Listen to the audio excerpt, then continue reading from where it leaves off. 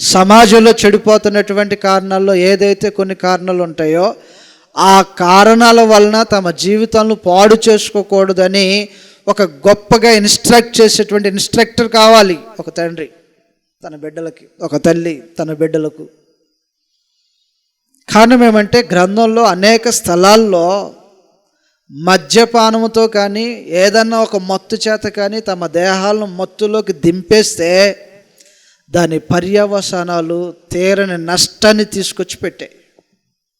చెప్పండి మీ బిడ్డలకి.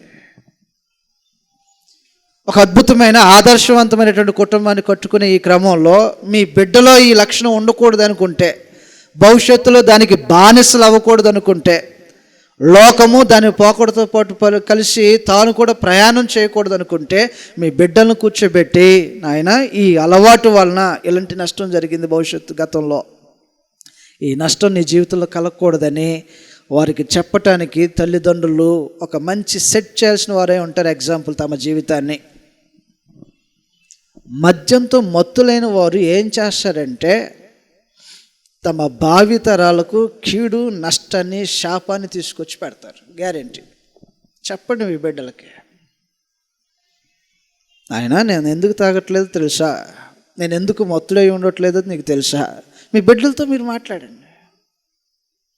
త్రాగేవాడు ఎవడు ఎలాగని మాట్లాడు. నేను ఎందుకు తాగట్లేదు తెలుసా, నేను ఎందుకు దూరంగా ఉంటున్నానో తెలుసా, నేను ఎందుకు అలాగా త్రాగుబోతులతో దూరంగా సహవాసం చేయకుండా ఉంటున్నానో తెలుసా? ఈ మాటలు చెప్పాలంటే వారికి మీకు మధ్య దూరం ఉండాలి. మత్తుతో బ్రతికే వాడికి మీకు దూరం మెయింటైన్ అవ్వాలి. 24 వచ్చినప్పుడు నోవాహు మత్తు నుండి మేలుకొని తన చిన్న కుమారుడు చేసిందని తెలుసుకొని కనాను శపింపబడిన వాడై. ఎవడి కనాను?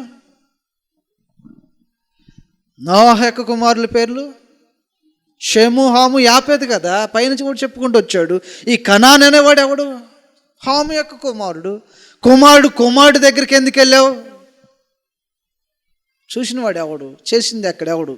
దుష్కార్యంలో నువ్వు దుష్కార్యం చేసావు. వాస్తవంగా మాట్లాడాలంటే తండ్రి తన బిడ్డలకు ఎలాంటి ఒక మాదిరి కనపరచాలో ఆ మాదిరి లేనప్పుడు ఇలాగే జరుగుతుంది. ఏ కుటుంబంలోనైనా సరే. ఆ రోజు నేను త్రాగాడేమో, ఈ రోజున మన కుటుంబంలో ఉన్నటువంటి ఏ పురుషులైనా సరే తన బిడ్డలకు కనిపించేటప్పుడు అన్ని విషయాల్లో ఒక పర్ఫెక్ట్ మ్యాన్గా కనపడాలి. మిస్టర్ పర్ఫెక్ట్ అన్నమాట. మీ తండ్రి, మీ పరలోకమందు ఉన్నటువంటి తండ్రి పరిపూర్ణుడు కాబట్టి మీరు కూడా ఎలాగ ఉండాలా? అన్ని విషయాలు అలాగని కనపడాలి.